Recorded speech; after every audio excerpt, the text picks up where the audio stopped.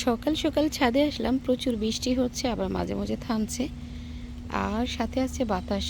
একদম ঠান্ডা ঠান্ডা শীতল পরিবেশ, যা আমার অনেক পছন্দের। সকাল সকাল ছাদে চলে আসলাম মরিচ গাছগুলো দেখার জন্য। এগুলো প্রচণ্ড বাতাসে কালকে দেখেছি কিছু ভেঙে গিয়েছে, সেজন্য আজকে সকাল সকাল চলে আসলাম দেখার জন্য যে আমার গাছগুলো কেমন আছে। আজকের গাছগুলো দারুণ আছে, অনেক ভালো আছে। এটা একটা ঝোপালো জাতের মরিচ, যদিও সঠিক নাম জানি না। আমি গিফট পেয়েছিলাম সেখান থেকে, একটা মরিচ গিফট পেয়ে সেখান থেকে চারা করে, সেই চারা থেকে আজকে একদম মরিচ ভরা গাছ। খুব সুন্দর একটা গ্রান আছে, সাথে অসংখ্য মরিচ ধরে। গাছের সাইজও কিন্তু ছোট, 10 ইঞ্চি একটা টব, সেই টবে গাছ। গাছের সাইজ দেখেন, অনেক সুন্দর। আর মরিচটাও কিন্তু দারুণ একটা সুগন্ধ আছে। সব কিছু মিলেই অসাধারণ একটা জাত। আচ্ছা, যারা মরিচের যত্ন নিয়ে বারবার আমার কাছে জানতে চান, আমার প্রত্যেকটা ভিডিওতে আমি বলার চেষ্টা করেছি কিভাবে আমি যত্ন করি। একদম স্বাভাবিক, মাটি প্লাস গোবর সার, গোবর সার দ্বিগুণ দেই, মাটি 1 গুণ দেই। তারপরে আমি প্রত্যেকটা সবজি ফল সব কিছুর জন্যই কিন্তু এভাবেই মাটি রেডি করি।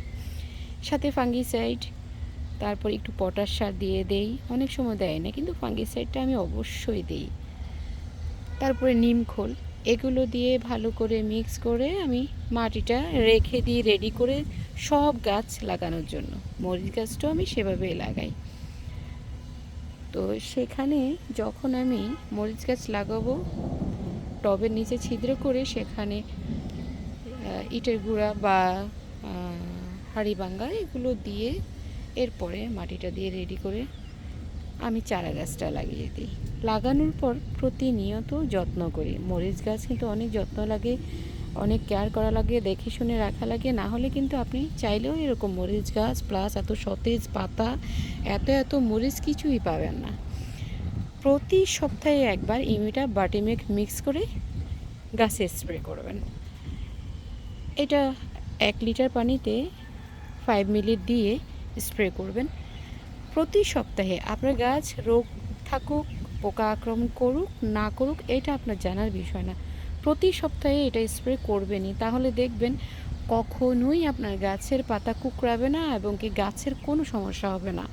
আর মাসে একবার অবশ্যই ফাঙ্গিসাইডের পানি স্প্রে করবেন, প্লাস হলো ফাঙ্গিসাইড একটু গুলিয়ে গাছের গোড়ায় দিয়ে দেবেন। আমি অনেক গুণী মানুষেরা অনেকভাবে যত্ন করে, অনেক যত্ন করে, টেক কেয়ার করে, আপনার অনেক রকমের ভিডিও দেয়, আমি দেখেছি, কিন্তু আমি অত কিছু করার সময় পাই না। যার কারণে আমি আমার মতো করে খুব সহজভাবে পরিচর্যা করার চেষ্টা করি। আর আমার গাছগুলো আপনারা আমার চ্যানেলে ঢুকে দেখবেন, আমার গাছগুলো মাশাল্লাহ অনেক হেলদি, অনেক সুন্দর, অনেক ফলন হয়, যেটা একদম আশ্চর্যজনক ফলন হয় আমার গাছে। তো সেই হিসাবে বললাম যে আমি এইটাই যত্ন করি। আর প্রতি মাসে একবার করে গোবর সার দিয়ে দেবে, একটুখানি মাটিটা খুঁচিয়ে আলগা করে দিয়ে কিছু মাটি তুলে নিয়ে গোবর সার দিয়ে আবার উপরে মাটিগুলো দিয়ে একটু চাপা দিয়ে দিই। বাস, এই ঝরঝরা মাটি থাকি। কিছুদিন পর পর একটু খুঁচিয়ে খুঁচিয়ে মাটিটা আলগা করে পরিষ্কার করে দেবেন। ঘাস যেন না হয় এইগুলো খেয়াল রাখবেন। পানির অভাব যেন না হয়, পানি অতিরিক্ত যেন না হয়। ব্যাস, এইটাই হলো যত্ন। এভাবে মরিচ গাছ করেন, বারবার হেরে গেলেও কিন্তু আপনার হার মানা যাবে না। চেষ্টা করলে মরিচ গাছ হয়। আমাদের মরিচ গাছ হলো একটা স্বপ্ন, প্রত্যেকটা বাগানের মরিচ গাছ হলো একটা স্বপ্ন। সেটা সবার পূরণ হোক। সবাই ভালো থাকুন।